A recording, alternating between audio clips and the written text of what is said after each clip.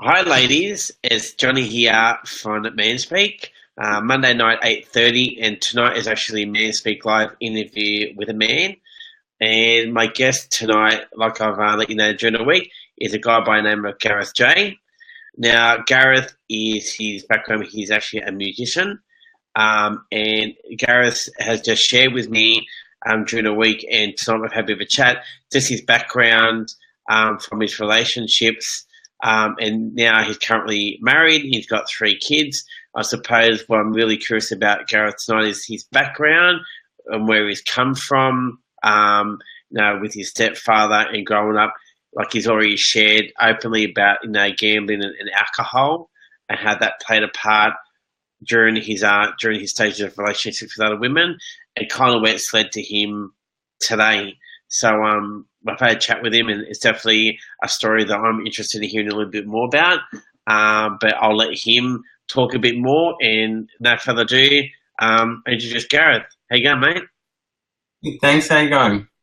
Good, Thanks for good. having me No, mate, thank you for volunteering tonight. Just quickly touch base with the ladies, just a little bit about your background and what you want to talk about tonight. on. I've had quite a few relationships, a few long-term ones. I had a history of abuse as a child from my stepfather, which was physical and sexual abuse. So it was very confusing from when I was about 3 until 12, or until 9, and then it was physical abuse until I was 15, and then we totally left, and it all changed. But that was when I kind of, at 15, started smoking weed every day for the next 10 years or so, and part of that was just to get away, and alcohol came into that as well soon after. And so those were kind of a way to get away from the past and not to think about what had happened and not to deal with it. And then I started counselling for a few years after that, which was helped a lot. But in between this, I was in relationships where I guess I had a lot of shame from my past, so I didn't know how to deal with those relationships, how to be completely honest in those relationships, and how to relate without lying about who I was, or without trying to please who I was with too much, which actually ends up not being a very attractive quality in a relationship, I think. Yeah. So there's a lot of guilt as a child, and shame, and I think later on that started becoming I almost wanted to feel guilty to feel like I was normal, so I would lie about things, and it put me in a really difficult situation in my relationships, and it kind of got worse and worse, and just always trying to please with the best answer instead of being me, which I guess everyone's still working out who they are in their 20s, and what kind of partner and what kind of father they would be in the future. So yeah. So when did you? So that's yeah. So it's been a path. Thanks, mate. I definitely really appreciate you opening up about some of the topics that you talked about. So let's touch base on. So when did you start? I suppose when did you feel how old were you when you were in your first kind of serious relationship? I was 16. Yeah. 16 until I was 19. I had the 3 years there, and it was a very young and I guess jealous relationship, which I've only gotten past in the last few years, the jealousy side of a relationship. I used to be a very jealous partner, which I see around a lot, and that relationship was hard, partly because I had to tell her what had happened in my past in order to for her to understand my worries sexually, because she was my first partner, and that was fair enough. And also to get through, I mean, I was just desperately wanted to be the best boyfriend, you know, at the time. And that, I guess that set me up and carried on in other relationships after that, So which, when you said you want to be the boyfriend, what were you gauging on? What was your gauge to thinking that you were going to be that you want to be the perfect boyfriend? I guess that would have just been trying way too hard and doing everything for her that I could and trying to be really selfless and not. And I guess this is something that you learn in an early relationship, or you should learn, is to know what you need or what you want in the relationship so that you can tell her. Because if you can't work that out and you can't tell your partner, then I guess she's never going to be able to make you happy either. So that was, yeah, I guess I just gauged it on, I ended up moving to Canberra and doing some study for music, and I would drive back every weekend and during the week, and I'd do heaps of trips, and I guess it was kind of one-sided there, and yeah, I just did too many things, I think. It didn't work. Did you end up ending the relationship, or did she end up ending it? She ended it. And she's lovely. If she didn't end it, do you think you would have kept it going? I was desperate to keep it going, and I think that happened a lot of my relationships. I didn't realize, I couldn't get the clue in that it wasn't working. It was very clear when I look back on it, which is normal, I guess. Look back and go, wow, I definitely wasn't happy, but I just kept trying to stay. I guess I was kind of desperate as well. With the past that I had trouble feeling attractive or feeling like I had self-worth. So I desperately clung on to those relationships when I should have just let it go and moved on. Did you? I suppose the feedback. I suppose when when a relationship ends, I always think back, just looking back and thinking, what feedback could you give yourself? Did you? By sound from my side of it, from the outside looking in, did you feel like were you smothering the women at that time? Do you think that's why they left, or what was happening? I was. But one common thing that happened is when they met me, they knew that I smoked pot a lot, and within 3 to 6 months, it always changed to saying, you need to stop. And so because I wanted to please them, which was stupid, instead of being honest, I just lied and kept doing it. You know, I had eye drops so that they didn't know that my eyes were red. And, you know, I did a fairly, I think, probably not really, a fairly convincing job of pretending not to be stoned all the time. But ultimately that became the lying about it. It probably wasn't even the fact that I did it. It was probably the fact that I lied about it. Yeah. That broke up those relationships long term. Were they open about that at the end when it did end? Was it kind of like the same story every time when it ended? Yeah, it was. And part of that, it's the same. I felt like I was chasing that shame thing, you know, wanting to feel guilty because it made me feel kind of normal. Yeah. So, the relationship I'm in now, I'm married. It's been 3 years, and I guess the difference now in this relationship is that Lauren, my wife, said to me, you're a man and you're a grown man and you own your own choices. So if you want to do it, if you want to go and gamble, spend $100 and do something, then go for it. And it did something weird that I didn't expect. I didn't want to go and do it anymore because the guilt was gone.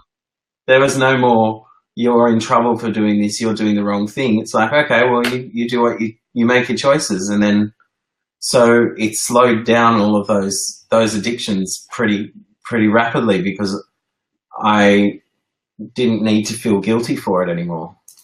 What were you? What was going through your head when she kind of gave you like a free pass to do everything? You think at the time, oh my god, just she's the Well, what perfect. happened was, well, partly, and then I went to the pub and thought, and I sat on a poker machine, put some money in, and thought, this is stupid. Wow. And so every now and then, I mean, I still make mistakes and I still do some of these things, but it's just slowed down so much that it's more of recreational things, and it's not as, I don't do drugs anymore. That was a few years ago that kind of ended. But when it comes to gambling, it stopped me in my tracks somehow. Wow. And it's partly an honesty thing because she allowed me to be honest, so I didn't have to lie because I knew she would accept who I am and the choices I made. Wow, it's pretty powerful, isn't it? When you get that, when all of a sudden, I suppose you would be thinking that the whole other relationships, oh my god, we should women just accept who I am, and you found one and it changed you. That's yeah, that's Yeah. insane. So maybe she's just really clever and found a way to change me. Because Well, like all the ones that I met, the women that I've met have been with, they came busking with me and we drink on the street while we were busking and have a ball with a whole bunch of friends and go too far and drink too much and smoke pot and smoke cigarettes and all those things. And then all of a sudden it wasn't good enough anymore, which yeah, right. I understand. Everyone wants to settle down and everyone has their party times, but it's just interesting that this is what made me change. And I'm still... No, you go. I'll let you finish. I'm still trying to, I guess, better myself as for my health and for my mistakes as everyone is, but partly because I want to be a good dad, and partly because my wife has given me this choice to be who I want to be, and I want to take advantage of that and do something good. I suppose we're going back on your past as well, from from when you talked about your early childhood to all the relationships. Was it that sense? Was it all of a sudden you were kind of like free? Was it that free? After when I was 15. No, all of a sudden Lauren said, yeah, that's right. Yeah. And part of it came through counselling as well, because my counsellor has taken me to a point where I stopped when it was about stopping lying. Yeah. And that was a huge thing for me. Yeah. Be honest. And also deciding, you know how you act like a different person in front of different people? So when you hang out with your high school friends, you might still act like you did back in high school, and you have a rowdy kind of drinking friends, and then you have your partner, and you kind of don't want them to ever be in the same space at the same time, just in case something comes up. Yeah, and they might not get along, and it might, or they might find out something from your past that you don't want to come through. I guess my wedding was a little bit like that, but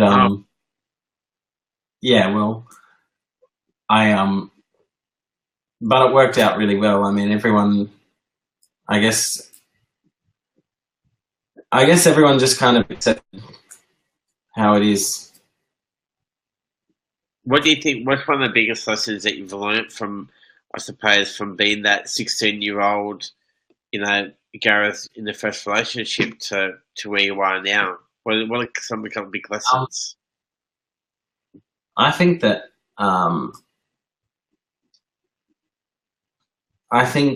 it's pretty hard to be. I think it's about not judging everybody and their relationships, and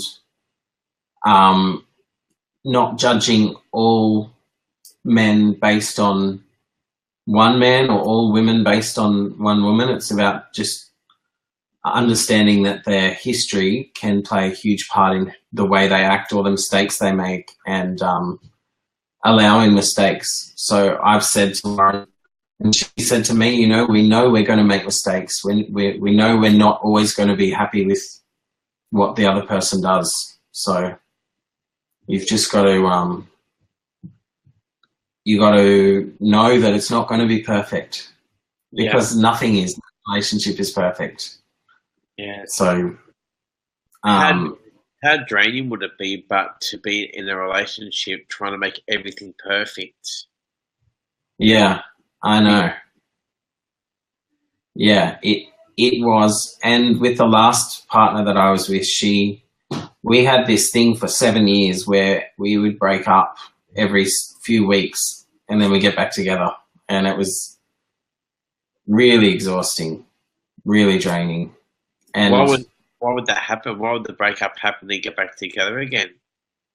Stupid things. But I think it's that thing where instead of, like I think I said this to you before, that when you don't actually get angry at the thing that you're angry about. So I would come home, she would come home from work and I would have smoked in the house, or I would have done something stupid and really inappropriate and she wasn't a smoker, so it was pretty awful for her. And then she'd get home and say, oh, that's okay. And then I'd do something tiny, like, not wash the dishes or something, and then she'd go nuts and scream at me. And the real reason she would have been upset was because of the smoking. So I dealt with a passive-aggressive partner who wasn't honest about what she was angry about. So it means you can't do everything perfectly, because you never know what you're going to do, the thing that sets off the anger. Yeah, wow. It's almost like... I think it's really... Yeah, like you're walking on eggshells, right? We spoke about that before the call. I think, when you get to that stage, it's just like... And when you walk on eggshells like that, to me, this is my belief in it all, I think it's like the end, it's the start of the end. Because if you're trying to do that to save the relationship, like, what are you trying to save? Like, well, also it's not very attractive. So no, absolutely not. Like your dad. But it's like the harder that you try, the less attractive you are, and you kind of crawling, and it's not a manly thing to do. And definitely demasculate you for sure. I did have that a couple of relationships where I would say, oh, I love you so much, I'm so desperate to be with you, and then later, and she wouldn't want to be near me, and later I would come home and say, I'm happy, I'm gonna do well, and if you're not with me, it doesn't matter, it's going to be okay. I want you to be happy, but I'm going to be happy no matter what, because I'm going to work towards that. Yeah. And it jumped right on top of me, and that because that was attractive, being in charge and in control. Yeah. And not desperate. Yeah, it's funny because you don't want to play games, do you? But it seems like you have to pretend to be someone for the first 3 to 6 months of a relationship so that they'll stay with you, and then you end up trying to make them happy, but they don't really know who you are. It's confusing. You can only hide it for so long, can't you? And did you find that? What was the difference with Lauren? Did you find you could be with yourself pretty much straight away? Well, we were friends for a long time first. Yeah. So, and the fact that I can't lie to her without her knowing, because she knows me so well. Yeah, yes, the same. It's a good thing. I mean, I know that you're lying if ever I lie. Yeah, wow. I can see it in her eyes that she knows, so there's no point even thinking about it. It doesn't work for me. No. Where did the music come into it? Like, how where did music come in for you, and how has the music helped your journey with everything? Um, it's helped me get through a lot of hard times. I guess it's really good. It's good therapy. Yeah, I played as a kid, and then I didn't really know I could do it as a job. All musicians are egotistical, but at the same time, they then have no confidence at times. yeah, And I started busking in Newcastle when I lived there about 15 years ago, I'd say. And people from the venues started asking me to play at their venues on the same street in Beaumont Street. So it just worked that way, and it's definitely been a good tool with women to be able to play guitar, sing. yeah, I'm teaching my kids because I think it's a handy thing for them to have. yeah, It's yeah, it's and playing. I think playing music with your partner is so good. It's good for relationship building. It gives you a different way to connect, and that's been good with Lauren as well. But other partners in the past, I guess, if you see a pretty girl sing, like a beautiful woman singing, you think they're definitely more attractive straight away. Or maybe that's just to me.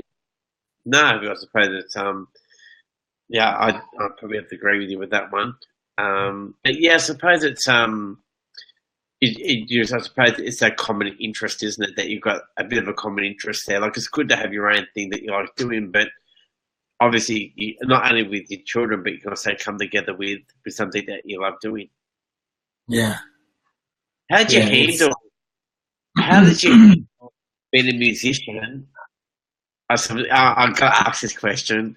How did you handle being a musician and all of a sudden because you always hear about musicians and the women and they come up. How did you start dealing with all that type of, I suppose, because being what you're doing, you're in the limelight, aren't you, at wherever you are? I've had some interesting ones. Yeah, Yeah, some. It still happens. It happens all the time. Doesn't matter if you're married. It doesn't matter if you tell them you're married. There's a lot of gigs where I don't know. It's. I think it probably comes down to a confidence thing, because in order to play in front of people, you have to have confidence, and that confidence is attractive, or you have to pretend to have confidence. And so, yeah, I've had women of quite a broad range of age and type of woman come up at a gig and not just give me their number. I had like a 60-year-old woman squeeze me on the bum while I was playing guitar in the middle of a gig. I couldn't do anything about it. I was just kind of stuck there. But it's fine. I kept playing. And I've had another one come up to me at a hen's night and say, she said bathroom now, and I said, what do you mean? It's over there.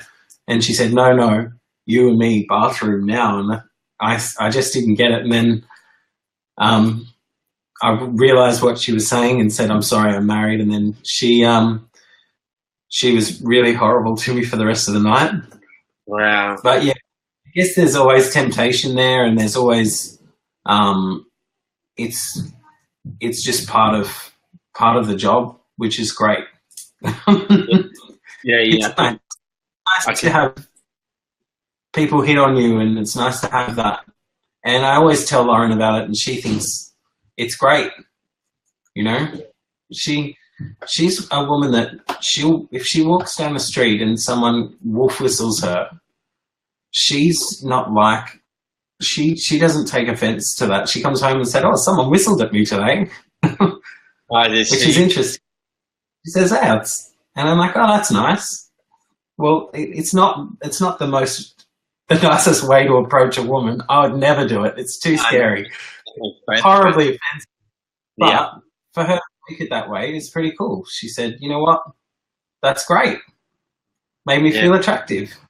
Yeah, it does make you feel good. Yeah, exactly. Yeah, it's a good feeling. But I don't know, is that a woman thing? Because if a woman did that to me, I'd be like, yeah, that's cool. I Yeah, would feel of course it would be. offended by it. Yeah, how Maybe you that's where, doing? Yeah, maybe exactly. that's where some men have had the wrong approach. Yeah, Maybe we've approached if we would like it, so maybe they'd like it too. yeah, I think you're right, probably there as well with that one. When did you talked about um you talked about before at the start of the call about the whole jealousy side of it. When did Yeah. that firstly, when did that stop, and what was the reason for it stopping? Was that with Lauren or just It happened was, before? it Yeah, was. And it comes down to that honesty thing again where it's, you know, we're human beings and we're attracted to other people. It doesn't yeah, mean that we don't want to be with the person we're with.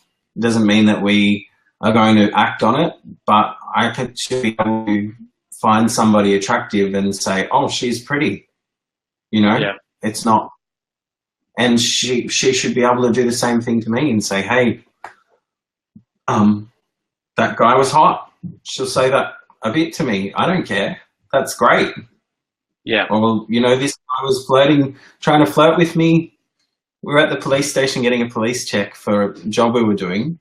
And she said at the end, hey, that police officer was checking me out. And I'm like, well, I knew because men always know when other men are checking women out. It's just something that you see and you, Yeah, you yeah, know. yeah. Yeah, I know what you mean. Yeah. So with having that ability to say, well, yeah, I find that person attractive is nice and it's real, it's honest because in the past I would always say, oh, you know, oh, you're prettier than her. It's not like, or, you know, I'd say something to cover up that I was attracted to somebody else and it's, and I would feel really, I don't know how I got rid of the jealousy and feeling jealous of her, of other people, you know, talking to my partner because, but it did happen with Lauren. What did and Yeah. how would you, I suppose, okay, so it never happened with Lauren, but in your previous relationships, if you did have that jealousy, how would you communicate that with your partner?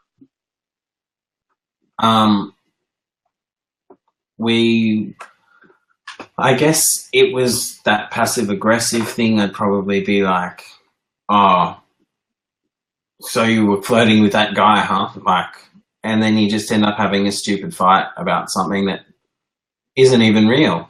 And it's not relevant because at the end of the day, she came home with me. So I guess it ends up starting fights about something that's a waste of time. Yeah, I can't imagine it not ending in a fight. I think every time you would have been at that, there would be a fight at the end of that anyway. Yeah.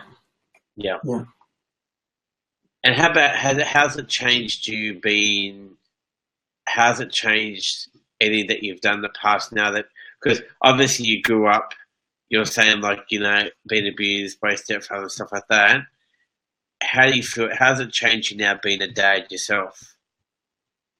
Um, I think I've always wanted to be a dad because I've always wanted to do, you know, to have a good relationship with my kids and to not, um, and to be, you know, way better than what happened to me. So, Yeah, um, I think there's two ways you can go in that situation. You can be a victim and also end up hitting your wife and your kids and abusing your family, or you can go the other way and stop the chain because and that's I just I've always wanted to be a good dad and you know I question myself as every parent does. We do it together. We sit in bed sometimes and say maybe we should have approached this differently, you know, when we argue or fight with the kids or yell at them or something. But um, I think it's still hard in some ways because some things the kids do trigger memories for things that I went through, And Yeah, right. so that's I tell Lauren about those times because I otherwise she doesn't understand the emotional things that I'm going through because it's little things like you go to put the key in the door and you let your eldest kid put the key in and they bend the key and trying to open the lock. And for me, that happened to me, and it was a hit over the head and push down the stairs kind of a moment. And so each time I go through those triggers, I kind of take a breath and think about the best way to approach it as a good parent and explain it to them. And each time I go through that, I improve myself as well, because I'm trying to step out of the moment of what's happened to me. And, I'm a grown up now and I can make better choices. Yeah, to me, from what you've gone through and where you've become now, and to have that type of a outlook with your kids, like that you want to be a good dad and whatever, I think to me that's how strong a person you really are. And to me, I think that's an awesome quality. I really, really do. I really think it definitely shows a strong person who's come out of something like that. They've gone through relationships, other relationships. All of a sudden, they've met this amazing woman, and you've had a family, and now you just want to be a better person again. Yeah. You know what I mean? I think that's a very strong person. So I commend you on that side of it as well. So, Thanks. lastly, the one I have to talk to you about is how has the exercise side of it helped? I suppose you've got how's that helped with everything? It has improved a lot of things in my life. It's been since January since I've been doing that. Yeah. It's improved. I don't drink as much because of it. It stops me from drinking. I know that's trading addictions, but it's, as far as I'm concerned, it's a lot better. It's a good trade. And also it's increased my confidence, which has been really good for my sex life, because it's so much about confidence and feeling more attractive and feeling strong and feeling, I guess, the endorphins and all of that side of things helps as well. So yeah, it's definitely helped that side of my life as well. And I know that confidence makes me more attractive to my wife, so it's important. So I'm not going to give that up. Very, very important. When you talk about, interesting topic there, you talked about how the exercise helped your sex life and your confidence.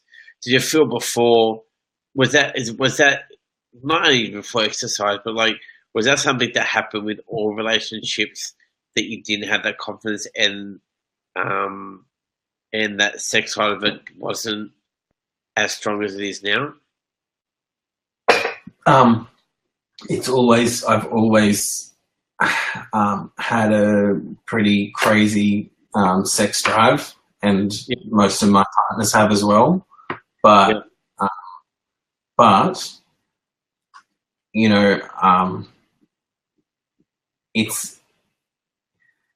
I didn't have the confidence to, instead of being confident and being who I am and being stronger, I guess I was a lot more nervous and worried about, being good enough and performing well enough, I guess. I suppose it all came down to that pleasing side of it, didn't it? It all still relates to that you got to please the other person. Yeah. Amazing how that's right. So that affected you all parts, didn't it? It did, but realizing that you have to also be happy yourself and please yourself, do what you need and communicate with your partner what you need. That's and what you need physically and what you need mentally support wise is the most important thing, and I think that's the biggest strength in my relationship with Lauren is that we talk a lot. We communicate about how we feel about every aspect of our lives a lot. I guess we're lucky because we have a lot of time together at home. She Yeah. works some from home and some only a couple of days a week, and I work nights and I'm home 3 or 4 days a week with her as well. So that time is important.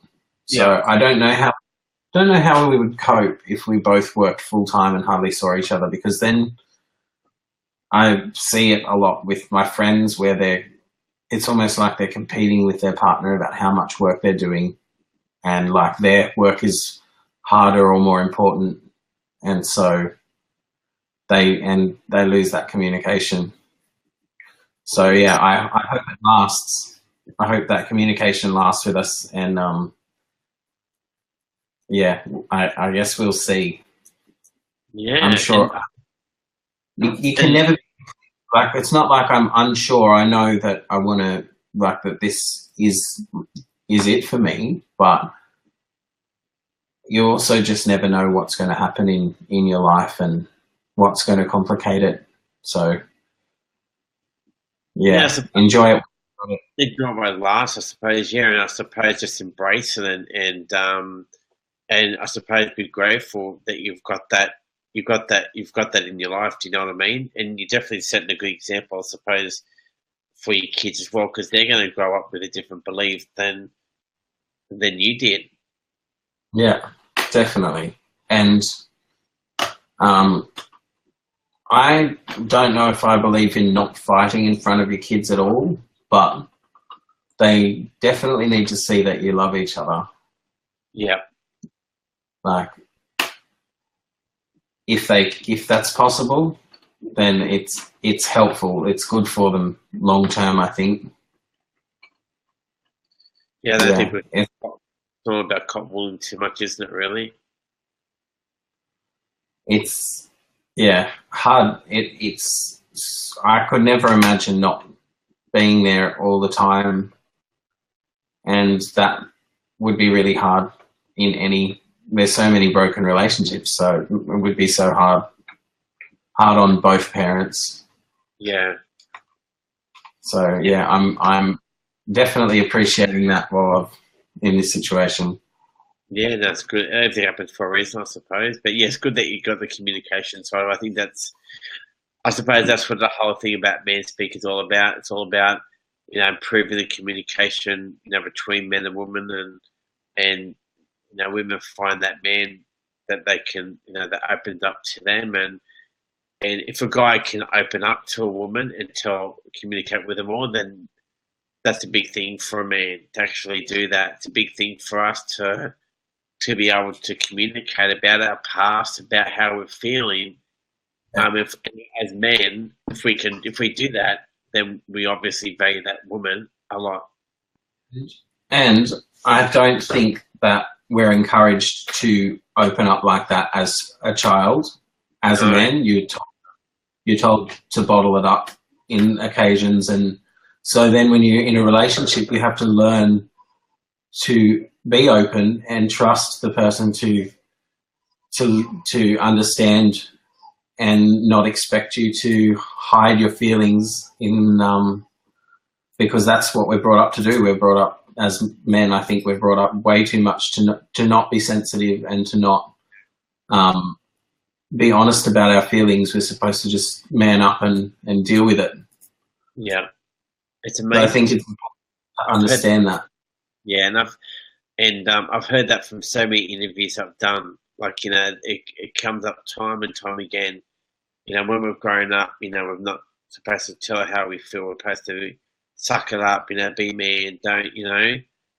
Don't cry and whatever. But I think hopefully, the way that we are all now, that hopefully that changes for the next generation anyway. Yeah, Yeah, definitely. And allowing your kids to say how they feel. yeah, it's a big one. That's Hopefully definitely changes that. Mm. awesome. Okay, mate. Well, definitely, I do appreciate you you giving me the chance to interview you tonight. I've definitely have learnt a bit about yourself and about your journey along the way, which is very, very interesting. And I suppose hopefully the women on the page, get to see a different side of a man and what journeys there are, because there's a lot of different journeys out there, and hopefully they've learned something out of tonight's interview. I know I have. I definitely appreciate the one thing I definitely appreciate you doing, honestly, is just being open and honest and telling it how it is, which is what it's all about. Yeah. Thanks so much, Johnny. No, Gareth, honestly, man, I really appreciate it. So, ladies, look, if you're not on the call tonight and you are listening to this as a recording and you've got any questions, please put them in the comments. I can definitely touch base with Gareth down the track if there's any questions that you need to know about him. But I definitely hope you ladies enjoyed the interview tonight and you get something out of it. And again, thank you, Gareth. So from Gareth and myself and me speak, take care and enjoy the rest of your night. Thanks, ladies. See ya. See ya.